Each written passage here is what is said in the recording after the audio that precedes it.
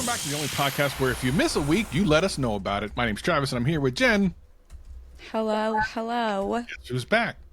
Back again. Travis back. Someone tell Jen. Something like that. Anyway, weirdly, I wanted to start this podcast off with something that I experienced. You and I talked about very briefly the other day. And it's about the YouTube algorithm. So this is a little side quest story we're going to do. But as it turns out, even though I was already going to talk about this, there's a YouTube video that came out 2 hours ago about kind of the same subject. So we're actually going to do our own first ever reaction to a YouTube video, I guess today, kind of, as we talk about the YouTube algorithm early on. And then we'll, of course, get to your questions like we always do. So the YouTube algorithm, how amazing is it? Let me talk to you about how amazing it is. One of the things, Jen, I used to tell any student or any client that I ever had, one of the early things I would do is we would talk about the channel, but I would say, here's what I want you to do. I want you to go to your YouTube channel and scroll, not to your YouTube channel, but to your homepage on YouTube. You know, just open up youtube.com, boom, it comes up. What if you're on your mobile, just comes up. And I want you to look for a video that's been suggested to you that's about something you've never looked at before, a subject you never even considered before, by a creator you've never seen before, and click it. And I tell people that 9 times out of 10, it's going to be your new favorite thing.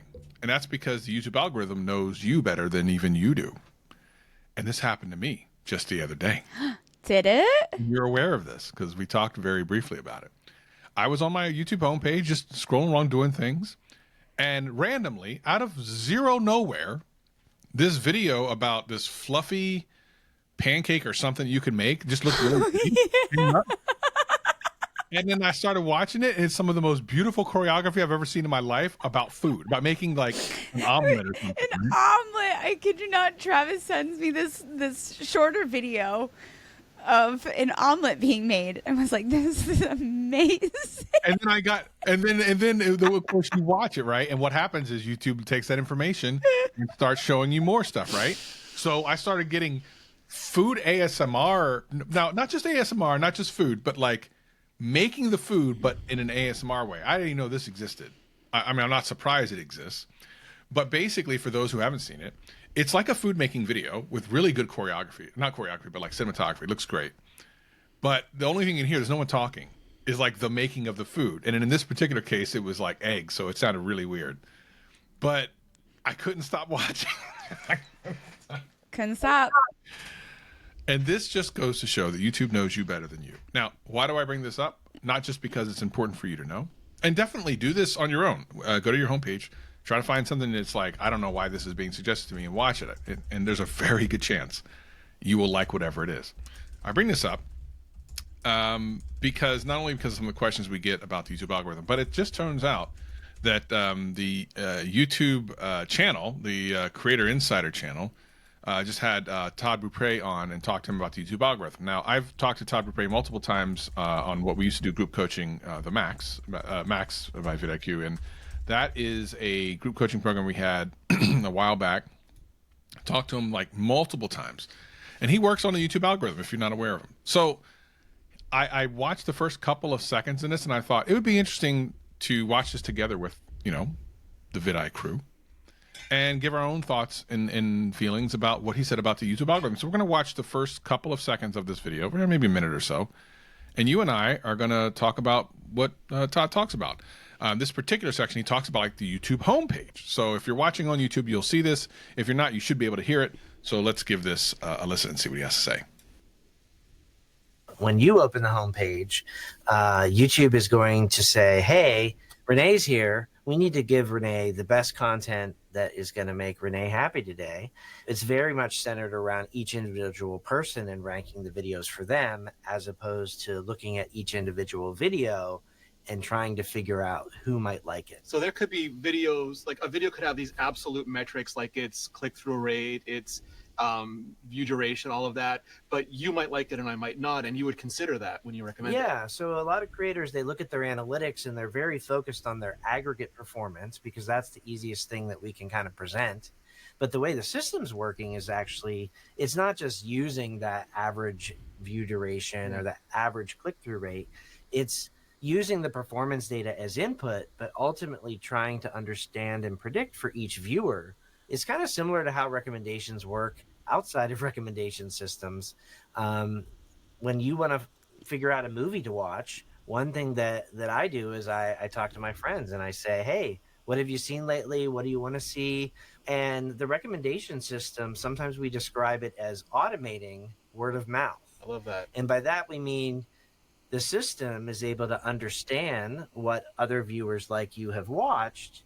And then based on understanding what they enjoyed and what they didn't, it can help when it's time to give recommendations to you to pull in sort of like those recommendations from other people. The nice thing about it is that can come in multiple ways. Yeah. So maybe like right now there's a video that reaches a certain audience, but then like in 6 months there's something else that's related that pops up that makes this video relevant again. Fortunately, our system is enabled to be able to recommend that again if it's relevant and maybe to a different audience than enjoyed it the first time. Now, first of all, I like to say that just makes us sound super smart because we've been saying this stuff for a very long time, right? Yep. I was gonna say, what's the news? What's I what's think new? There's nothing really new. And I think that's really important. So Yeah, I think it was worded in a way that feels very easy to understand and refreshing for people, especially when I constantly have to have this conversation. Why did my video do bad? All my analytics are perfect. And people don't want to hear that. It comes down to the content. It comes down to the idea. You can have these perfect metrics and there's just not any more people who want to watch it for now. For now. And that part was really interesting because we talked about the videos on the vidIQ channel that popped up later on, like out of nowhere. And he just said it. It's like it could come up later and that their system will continually push stuff even if it's a really old video. It's a cool way to bring everything that we've talked about together in like a fairly concise, 2 or 3 minute conversation that Todd Propay from YouTube, the guy who actually works with the team, with the algorithm, are telling you the things we've been telling you for a very long time. It's nice to just reconfirm that for people who don't know or maybe are new to this channel or whatever. Maybe you don't know. So many new people we have started their channels, and these are the things that might not have come up yet. And it just goes to show, like, don't give up on your content. Don't change it a million times and think that if you keep messing with it, you're going to hit that million views because you've hacked the algorithm. No. The algorithm is still smarter than us. Listen to what he's saying. I mean, literally listen to what he's saying. Feel confident in what you're making and keep practicing making better content with the next one. Let's just let go of the analytics and the pressure and focus back on creating and feeling good about what we make and getting better with everything we continue to make. Absolutely. And this video is called The YouTube Algorithm in 2025 Explained. It's on the Creator Insider channel. My friend Renee Ritchie is over there interviewing Todd Propay. They're of course, they know each other because they work together. Really interesting stuff, but really it's a lot of the same stuff we've been saying for a long time. But if you need to hear it from people who work at YouTube directly, you can go watch that video. I'm sure the rest of it's great. I only got to, again, hear the first part, and I just wanted to share that because it talks a little bit about what I just said, which was this video that I would have never watched. I wouldn't have thought, would have known to watch, but it knew that because it had that, like he said at the end, like if you want to watch a movie, asking friends what kind of movies are good that they liked, that's exactly what the algorithm does. It goes and finds other people who watch content you liked and then shows it to them. And it did it for me. Like, who knows? Maybe you watched one of those videos and it was like, Jen and Travis watched some of the same things. Here you go, Travis.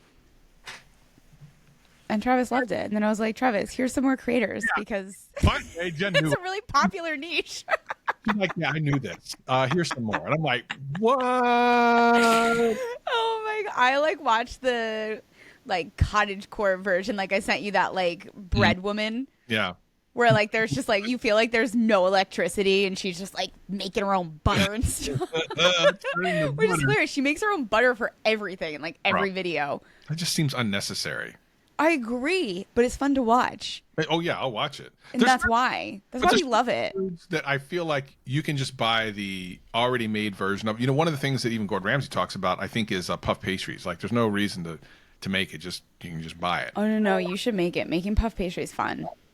Oh, well, you go ahead and make it and send it to me. Most people would probably not enjoy it, so like, yes, go buy it because I mean, I think it's fun. I can see why it would be very unfun Yeah. for a lot of people. I don't think I would want to do it. Sounds too complicated. Sounds like too much. All right, let's get into some of these questions. First ones will come from the audio podcast. So the people who are listening on audio podcast, there's a link in the show notes that gives you an opportunity to text us. Hello to the creators of my favorite candy podcast. My question is, and for those who are new to the channel, this inside joke, you'll get it eventually. My question is, does the video itself have a big impact on views, or does just the title and thumbnail in the first 30 seconds? How does YouTube calculate how many impressions to give it based on watch time? Or is there even an answer? Thanks.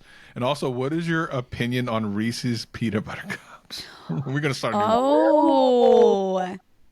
Okay, I'm going to have an interesting take on that. I have a fun additional take that's semi not my own. Do it. Forget the YouTube things. Let's get to the important stuff. Okay. Yeah. Your impressions. Yeah. Later. What are your thoughts? I hate peanut butter, but... Oh, wait, this might be the same thought I was going to share. Wait, are you going to say you like them? I'm tolerant of it. I will eat them. That's my husband. Really? That's literally my husband. That is crazy. I was going to say he hates peanut butter, hates all nut butters, wants to love them so bad, loves Reese's. I will eat Reese's. And I mean, if I have that in the Three Musketeers, so I mean, it's not going to win. But if someone's there, it's like, this is what I got. I'm like, all right. Like, it's weird. I hate peanut butter, but I'll eat it. I also hate apples, but I love that. Apple sauce, apple juice, apple pie. What did you just say about apple juice?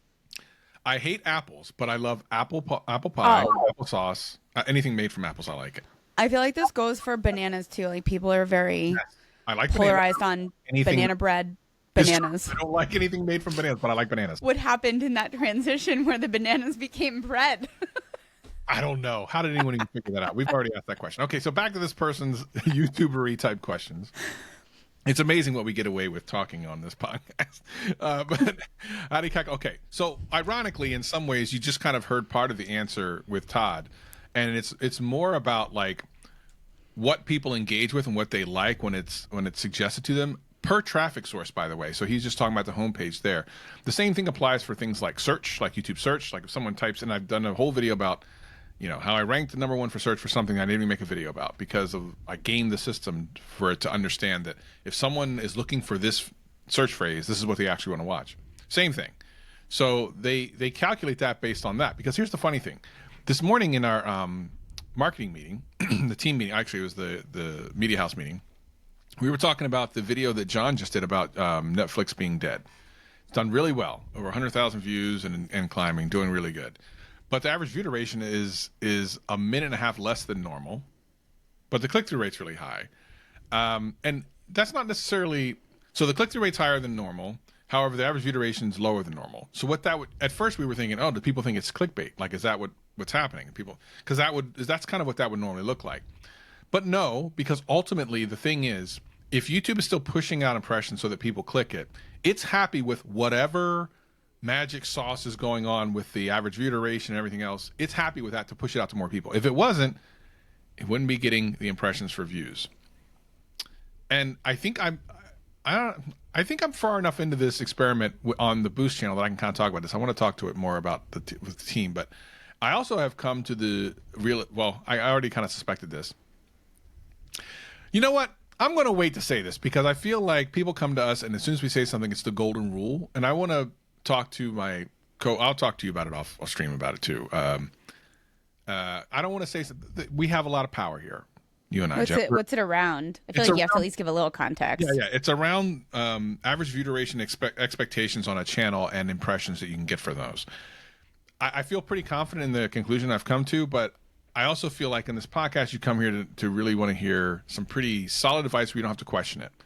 And someone could argue against it, and I might not be able to push back on it. So I'm going to wait before I say anything. I'm going to talk to the rest of the team and see if they agree with my things. I don't want to spread misinformation here. It's a big thing for me. So back to this question. I think it's super important to understand that even though the average view duration on that video was a lot less than normal, it got a whole bunch more impressions. So it's more about what Todd just talked about, and people engaging with the stuff on leave a likes, maybe subscribe. It's a amalgamation of all those things. Like, what makes Plus, Jen? people could have watched, and they could have. Oh, why do we have a little echo? Did you hear that? Oh, people could have watched. They could have gotten the value they wanted out a little bit sooner, and then they could have gone and watched another video. In which case, YouTube would have been like, "Congratulations, it worked." You're not wrong.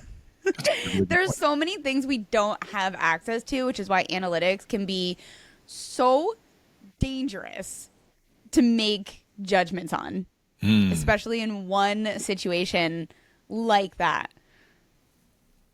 So don't get too caught up in the analytics. It's fun. I'm not going to lie. I love getting caught up in analytics, but don't let it, at least my advice would be, don't let it sway your decisions so heavily. You are just one channel with one amount of information.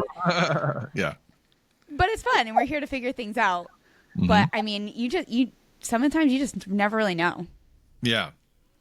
I think it's, again, part of the mystery of YouTube is not knowing exactly how it works, not every single bit of how it works. And I can tell you without exception, there almost any YouTube employee you ask about, well, how does the algorithm actually work? Is going to give you a slightly different answer, but they're all going to go to the same thing we just talked about. They're all going to agree on that. Everything beyond that, they either don't know or they think they know and can be easily proven wrong. Because in this age of AI, where the YouTube kind of machine learning and algorithm, which is also basically kind of driven by AI, it's beyond the understanding of the people who even built it, which is crazy to think, but it's true. All right, let's get to the email, theboost@vidIQ.com if you want to send us an email. We got a couple of emails to go through, so let's get through this first one. Hi, Travis and Jen. It's going to be long but juicy, so please bear with me. Oh, juicy. I'm the juicy. All right. The gentleman that runs the Puerto Rico by GPS channel, YouTube channel. The channel is geared at English-speaking people over 50. So we're talking about avatars now. Remember, we talked about avatars in the previous episode, who like to travel on their own without tours or schedules and are guided by their GPS. Now, as a former nomad yourself, have you ever just gone by your GPS and go, let's just go north? Like, I don't know. Like, how does it work? Actually, one of my creators is a channel who he's a bike channel, and he flips a coin to go north or south. Wow. Every single like direction that he wakes up in the morning, he's like, flip. He should be called Travel by Coin. Like, so crazy. That's amazing. Yeah. Do that. I can't do that. So the answer is like, yeah, it's out there. In case you're wondering, that's my wife and I. We've traveled on our own since the mid-'80s and we're always doing it on our own. We like total flexibility. If we like a place to stay, we stay, and if we don't, we leave. Our average trip lasts between 6 to 8 weeks. However, Puerto Ricans from the island don't seem to be attracted to the channel. I think it has to do with their strong aversion to speaking English. Oh, that's interesting. Oh. There's all sorts of political reasons for that behavior, but that would be a different conversation. In any case, I don't blame them. I didn't make it for them. The original idea was to talk to English-speaking tourists. But gringos don't seem to consider Puerto Rico a must-visit destination. That leaves me with Puerto Rican diaspora that mainly live in the eastern continental area of the U.S. and has been brought up speaking English. Okay, so we're kind of talking about a super niche now. So not even like... Super niche, you're right. We're talking about like this little small, I say super, but I don't mean big, but I mean like micro niche almost. How do I arrive at these conclusions? Analytics, 75% of my audience is from the United States, only 9% from the island, and most of them are over 45 and come from places like Florida, New York, Connecticut, Philadelphia, and Dallas. Now my questions are, is it true that adding shorts to my longs will kill it? Well, we can answer that. No. It might... We can answer that. No. Are shorts mostly a thing amongst the younger crowd? In other words, should I even bother? That's an interesting question. That is a really interesting question.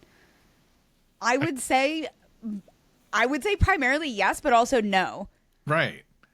Because I mean, definitely yes. If you look in your analytics from shorts, you're going to see 18 to 24 like as a dominant age range. I feel like that is a given, but that doesn't mean there's not room in the game and that the older demographics are not doing it too. Yeah. But I would say primarily it's dominated by a younger audience. Yes, but there are people of older ages that are being served shorts and stuff, so it's not a bad idea.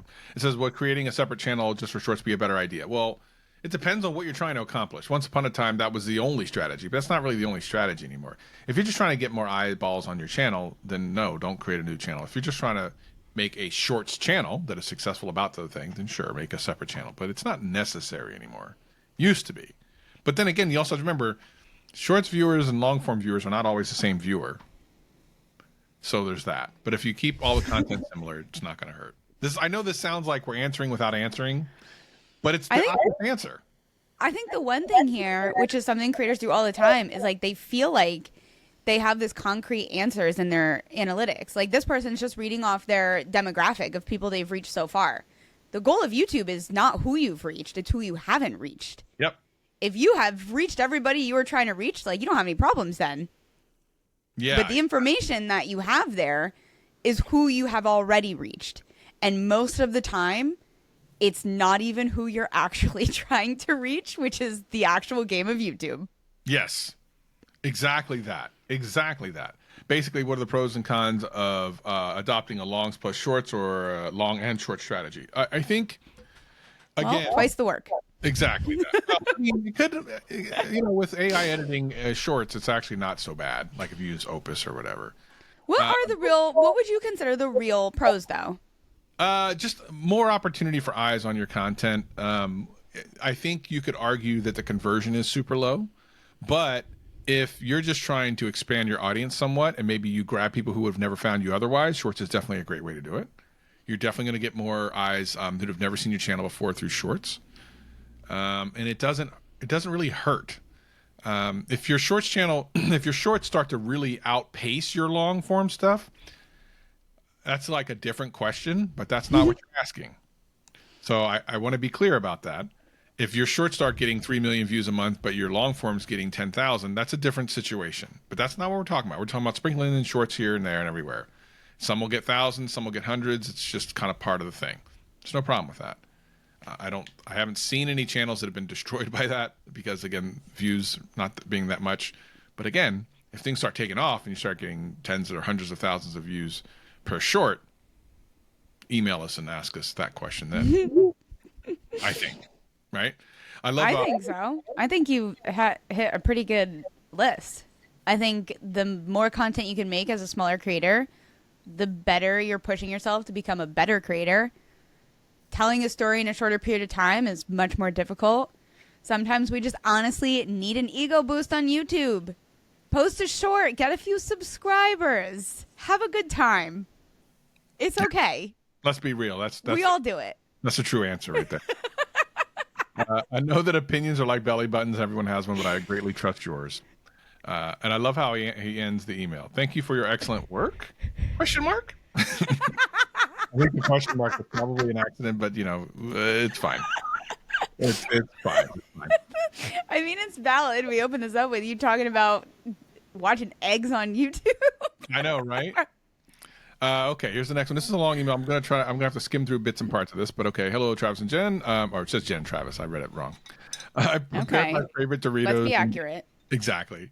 I prepared my favorite Doritos and drink to go along with my favorite podcast. As I'm writing this did they say what their favorite Doritos were? This could be a next war. Listen, if it's not Cool Ranch, we can't talk. Wait, have you ever done the experiment with like regular Doritos and Cool Ranch that you dip them in sour cream and maple syrup? No. It sounds amazing. Oh, you ain't lived yet. Travis hasn't lived. Well, the next time we get together, we definitely doing that. If you have a place that does that just serves that somewhere, we need to get that. I'm all about that. You got me thinking about it now. All right, look.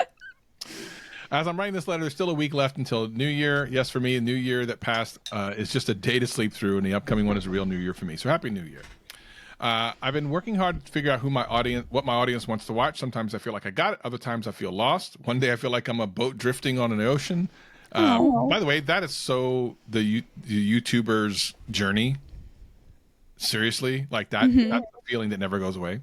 That's when I realized I was too focused on what the audience wanted, like trying to figure out the direction of the currents, thinking I could let the boat drift along with them. While currents are important, what truly matters is where the boat is headed. In other words, the priority should be on the content I actually want to create. So I've decided what I want for the first half of 2025, I will focus on making videos I want to make. I think that's super important, because if you make stuff you don't want to make, it's a job. Ugh.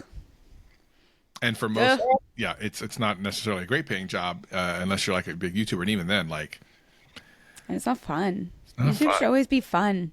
yeah. Okay, I'm trying to parse through. There's a lot here. There's a lot written, so I don't want to, because they eventually go into, like, I'm sorry and surprised about Jen's situation. King oyster mushrooms, and they have to give like the actual name for it. Pedris and Rungli are widely consumed species, so they shouldn't be considered gross food. Maybe it's because they don't taste like candy corn. I think like. By the way, king oyster mushrooms aren't just delicious; they're great for practicing. Like, so there's a whole bunch of other stuff here. But Oh my gosh, so much good stuff. Okay, so much good stuff. Well, you and I will read this later, but I want to increase my audience from the Western countries, mainly because potential sponsors are mainly from Western Good companies. thinking. Yep. Currently, my viewers are primarily from Southeast Asia and India, which I suspect is related to agricultural development and educational systems. However, my channel isn't connected to this field, so I don't know why people like that come to my channel asking about agriculture and aquatics. Maybe it's because I accidentally have made 2 evergreen videos, although people suggest that I make follow-up videos on those topics. So this just to me, I think. Also, please pass along to Rob. I think the idea of separating content in 2 different channels based on language has been successful. That's great. I think that's kind of the answer. This is the thing that happens when in the past, when I was doing a lot of coaching and a channel had a big video on something that wasn't related to their normal content, and it kept bringing in people, and they would see comments, and of course, videos that they would put out that have nothing to do with that wouldn't do as well. And then the one time they go back to that thing that they're not really excited about, but they made and it's big, it always does well. Why is that happening? Well, because of what we talked about at the very beginning of this episode, which is how the YouTube algorithm works. It's going to continue to be suggested to people that like it, and if that's the best video on your channel, that's going to make it harder for your other content to grow. What do you typically tell people to do in this case? I just had this conversation after an audit yesterday for a fashion lifestyle channel, and she kind of had an idea, and she told me, she's like, my best performing video is a thrifting video, and I'm not sure because I don't really want to do thrifting content, but I like to thrift. So, like, it makes sense for it to go on my channel. But meanwhile, she's doing Amazon hauls, new clothing hauls, Amazon kitchen gadgets, very, very haul-oriented channel. And I was like, we got to get rid of that, like, immediately. Like, immediately. Your thrifting audience does not care about buying new things on Amazon. This is not going well. And she unlisted it. Usually, it takes a little longer for someone to agree to unlisting a video that was over 250,000 views. Yeah. But she was game for it. She had a feeling. She did a little bit of her homework, but it's a hard thing to do. And this is recent? This just happened? That was yesterday's conversation. So we'll have to try to remember to come back to this story in a couple of weeks or months to see what happens, like with that. The biggest thing that I can remember having someone unlist was like list a bunch of videos that equaled 110 million views. Ooh. They were very hesitant to do so, but I'm like, look, this is what we got to do. If you want to make content like this, you got to get rid of that other content that's not servicing your channel. That's to this day the most views I've ever had someone. It's hard. Some people aren't just ready for it yet. I've had creators that have to sit on it for like a couple weeks and then come to terms, and they're like, okay, I will unlist it. Yeah.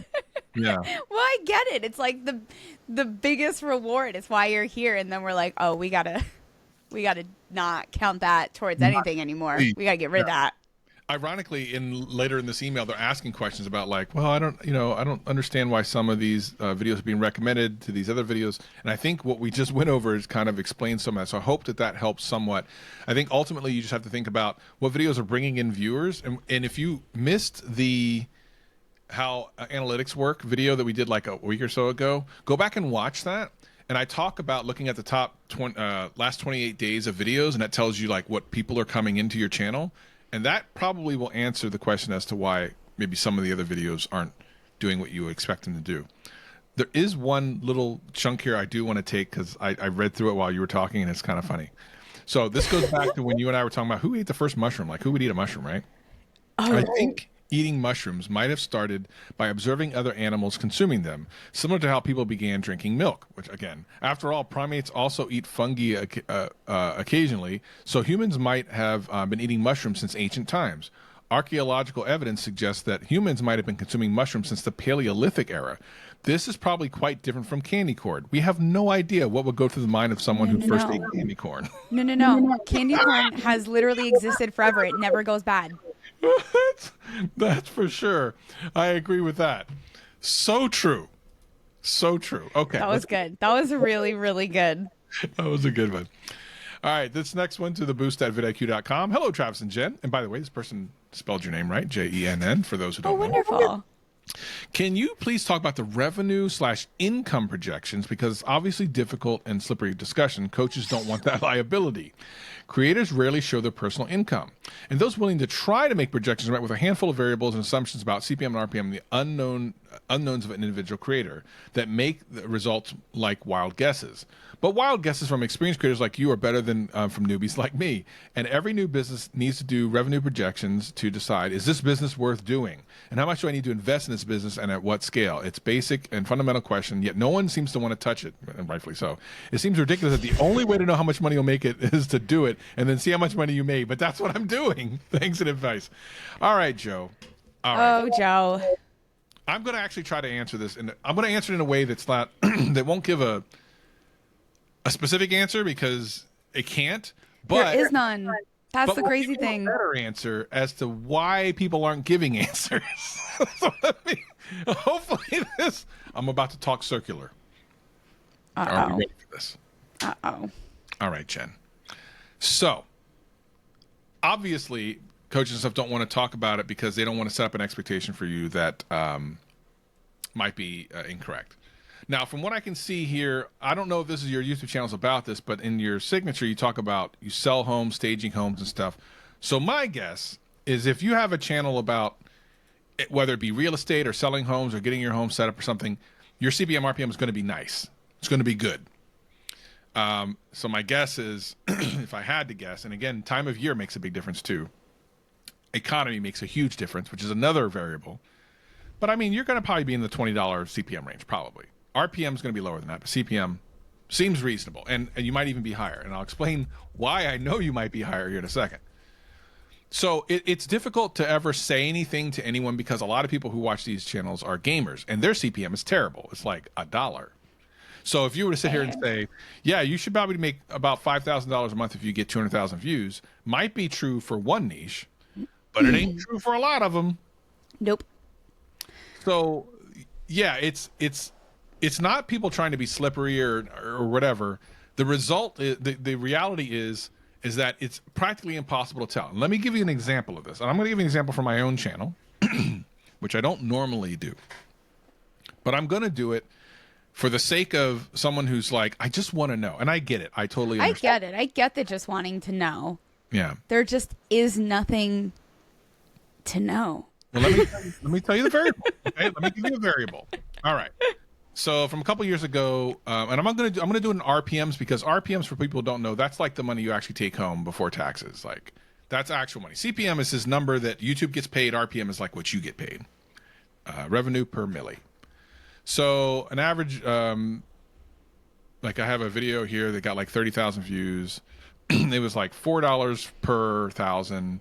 So it made like $140, right? And that's for like a 32,000 view video. If I look at like let me see, another one, it's like, let me find a 40,000. This one, slightly different subject, $187 for 40,000 views. All right.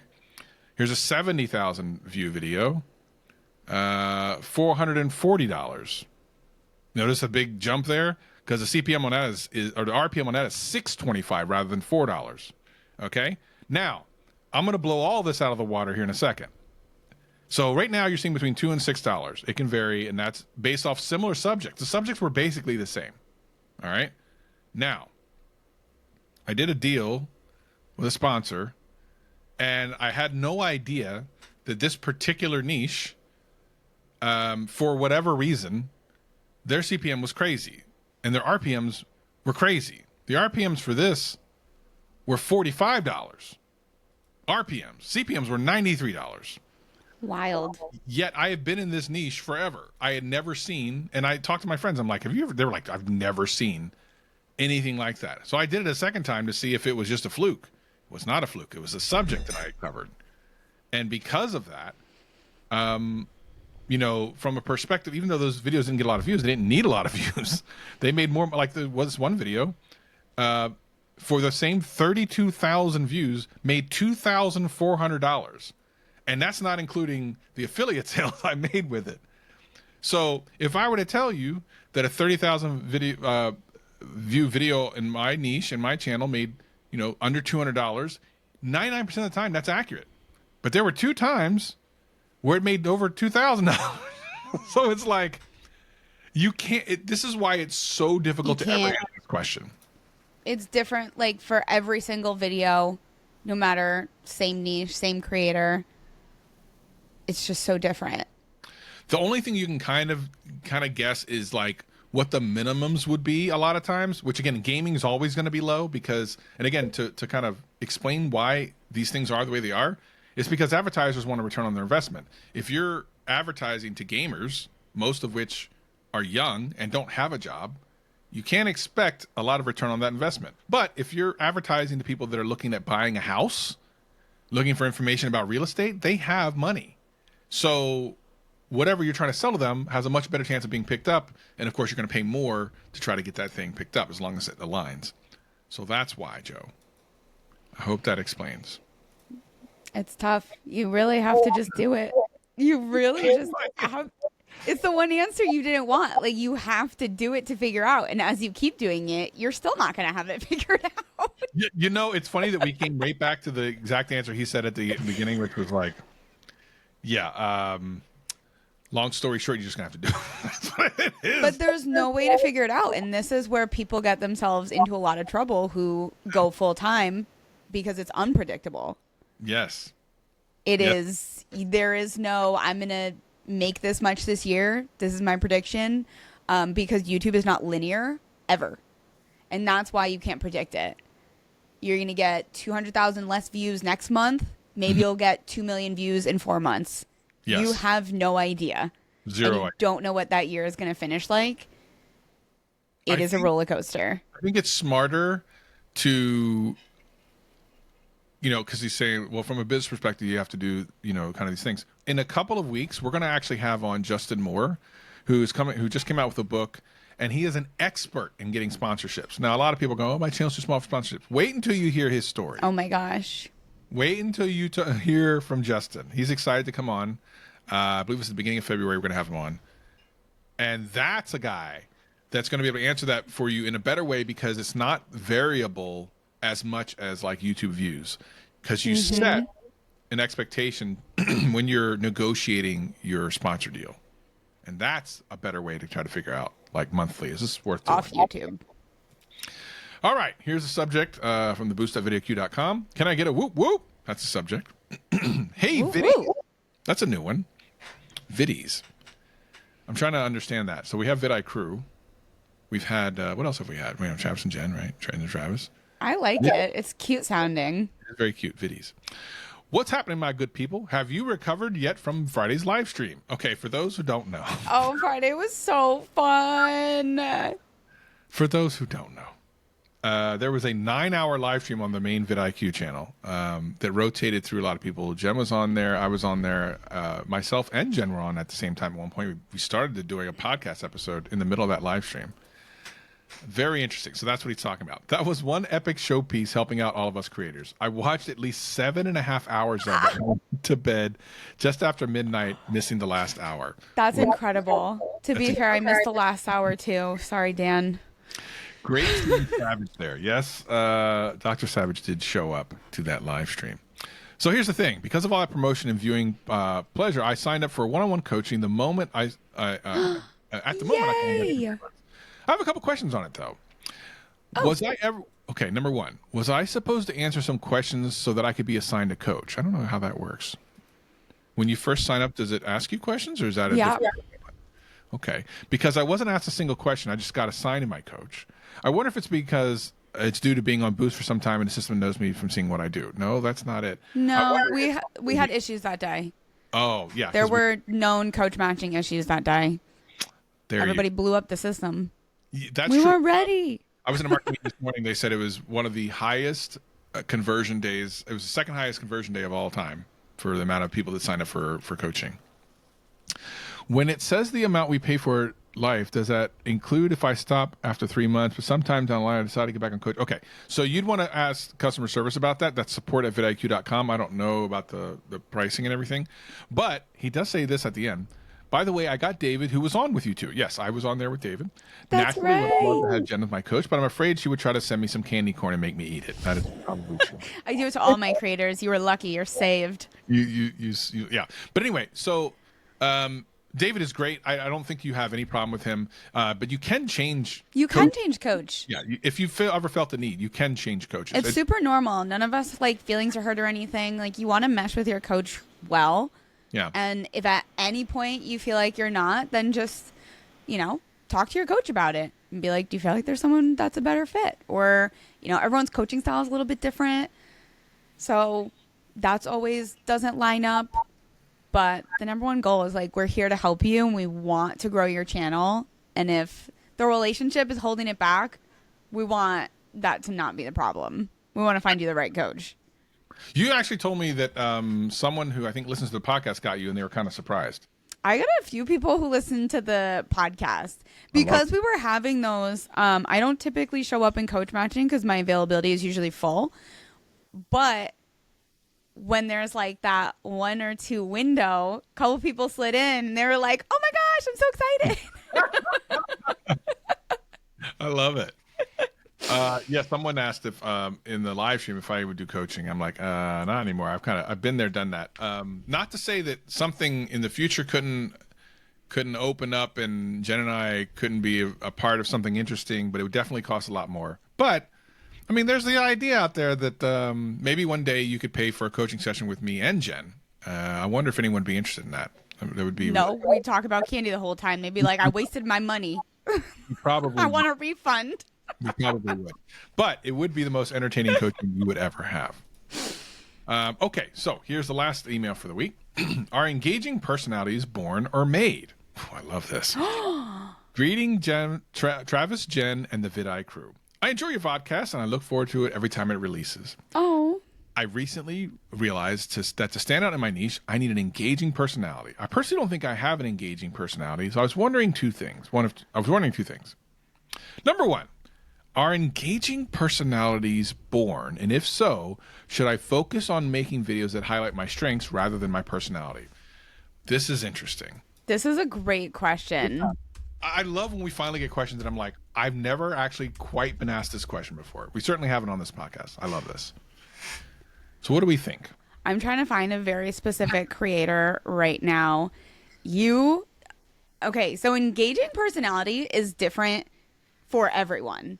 Mm-hmm. It does not mean you need your typical YouTube personality. You don't have to be loud and extra all the time. That's not what everybody's looking for. That's true. I just watched a video. The video. I'm trying to search what it. While you look, I already know a guy that I'm going to bring up. Very popular YouTuber with that is probably one of the most monotone YouTubers you will ever come across. But I watch all of his stuff, and his content is really good. We're going to listen to him real quick. Let me go ahead and open this up, and let me share my screen so people can see it. People watching on YouTube, but people listening to podcasts should be able to hear it. So let's see. Okay. Here we go. I'm going to share this. Here we go. Salute to legends. On the 2nd of December 2017, I achieved the greatest world record in my speedrunning career. I beat the first level of gold. I want to be clear. I know you think that's an AI voice. That is his voice. That is literally him. That's Carl Jobst. That is him. And that's how his entire video sounds at all times. Very robotic, whatever. Now, he's able to succeed with over 1 million subscribers because the content he does is really good. And despite him having a very monotone and robotic voice, and delivery, which would mostly be the death knell for most channels. It would be the death stroke. It does not seem to negatively affect him. Wait, Travis, I'm sending you a link now to Okay. play. All right. This is Sam Reed's channel, and he is also like, his personality is not extra. He does these challenges where it's like very scientifically driven. Okay. Like he ate like leftover pizza for like 7 days, but like had a very controlled experiment to it. And I was watching the content, I was like, oh my gosh, every like 55-year-old dad is obsessed with him and how thorough he is on like the dumbest things. All right, let's take a look. To offer free breakfast, but free breakfast can mean a wide variety of things, and sometimes it's hard to tell what you're getting. So in this episode of the Studio Review, I'm going to 10 different budget-friendly hotels in order to find out which one has the best breakfast. What an interesting yet kind of pedestrian subject, but it is interesting, right? I tried free breakfast at 10 hotels to find the best one. I watched this one too. I would His watch scale, though, is amazing because he actually made like a graph at the end circling like where the median hotels are by value and stuff. And then help me slowly but surely climb the ranks. All right, Fairfield had an impressive variety rating of 50 and a total score of 101, which puts them in first place. So here's what the Yeah, people love like graphs and things. But They can very normal, very down to earth, Mhm. not expressive, not over the top. Mm-mm. So I think that engaging looks different for everyone. It really does. I will say one thing. I will give one piece of advice, and I had to give this to creators before. Regardless of how expressive you think you are coming across on camera, you are not. In order to get the amount of energy across to the camera that you think you're getting across, you typically have to give about another 50, 60, 70, or sometimes, depending on the person, 100% more energy into the camera before it comes across in a way that you think it's coming across. I found this out very early on in my YouTube career where I swore to goodness that I was coming across energetic and everything, and I was just like, hi, everybody, welcome to the channel. You know, it was crazy. It really is interesting. So give it a shot, give that a shot, and see if that makes a difference. Now, I have a second question here. If engaging personalities are not born, then how are they made? How can I engage my viewers with my personality? Storytelling. Learn how to tell a good story. It's not your personality, it's how you tell a story. That's actually a really good point. I agree. I think it is a skill that needs to be fostered and learned, but you can learn it. That's what I want to say too, to add on to that.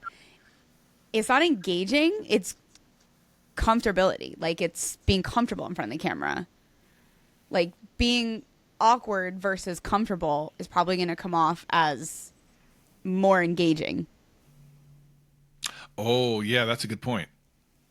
But being awkward is not going to be engaging because it's awkward. You're not comfortable yet. So I think that is what has to be practiced. That doesn't come natural to anyone. I don't care what anybody says. Nobody picks up a camera for the first time. They're like, nailed it. I got it. I didn't sound weird at all. Not even a little bit. So relatability.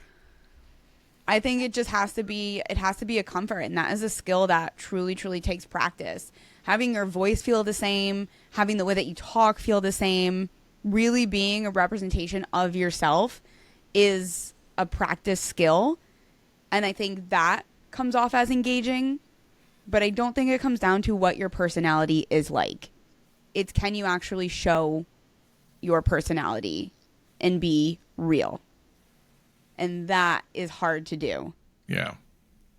You kind of have to, it's weird because you have to be genuine, you have to be authentic, but you got to figure out a way to make that come across, which in and of itself is not necessarily genuine or authentic.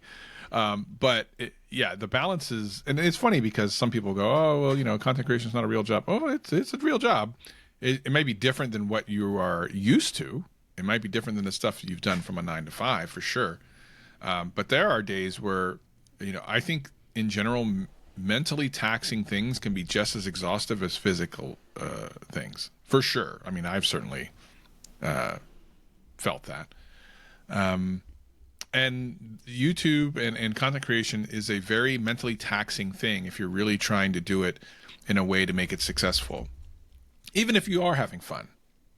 I mean, sometimes you might go, "Wow, man, I edited this thing for 12 hours and didn't even realize it." But at the end of the day, your body's going to be like, "Yeah, but I did. I realized it. I give you all this energy to do this. You going to sleep now. Time to sleep." I watched a really great video that I'm trying to find too. Oh? The other day from a smaller creator too. And it was actually like a YouTube growth, and it was how to, you know, feel comfortable talking to the camera. And I think there was some really great actionable advice in it. Mm-hmm. I mean, I got to find the creator. Better find them. I don't know if their video is so great you can't find it now. What's up with that? I don't remember what the actual like title was. But it was something that surfaced to me like on my work page because it's a lot of growth stuff. And it was pretty much, I can tell you how the video was. It opened up and it was a super, you know, what you would consider engaging intro. That was like, "What's up, everybody? Welcome to my channel." And then it was like, stop. Oh, you didn't feel being like YouTube on 2016. That's not what we do anymore. Here's how to sound like a normal person in front of the camera. And there was really, really great advice. But, of course, I'm not going to be able to find it on the spot right now. So we'll have to link it if we think about it. Or YouTube will do its magical thing and it's going to be on our homepage. It'll happen. Like the Mark Wahlberg. What? Do you remember that? No. We were in a meeting like years ago and we were talking about like 3 a.m. routines. And then it showed up on your homepage, bro. That's later that day. We're going to talk about YouTube conspiracy theories in the next podcast. I'm telling you, man, some of this stuff that happens, like you talk about something, all of a sudden it shows up on your homepage. We've seen this multiple times. Remember the one time it happened when it was on a Zoom meeting call, and then all of a sudden it was on my homepage? Like, that didn't make no sense. Mm-hmm. Shenanigans are afoot, is what I say. Listen. Well, all our viewers are now going to get this lovely man's video on how to feel more comfortable in front of the camera. If anyone gets I'm manifesting it for everyone. Literally, this should not happen. It should not work. But if it does, I want you to tell us. Once you send us an email or leave a comment on You'll know. I opened the video the way that he opens the video, so you'll know. Oh my gosh. That would be crazy. I would actually be insane. That would be really crazy. I think we might have to leave the world if that happens because YouTube be listening too much. All right, look. We love doing this for you. And it's been a good week. We're going to do more of these, of course, as always. Welcome to your new creating week. Hopefully this was a great way to start your work week. We get a lot of emails and comments about like, hey, I can't wait to listen to the podcast. We weren't able to do it this past week because the holiday. So sorry about that. But, we're back on it. We got you. Don't you worry. We got you.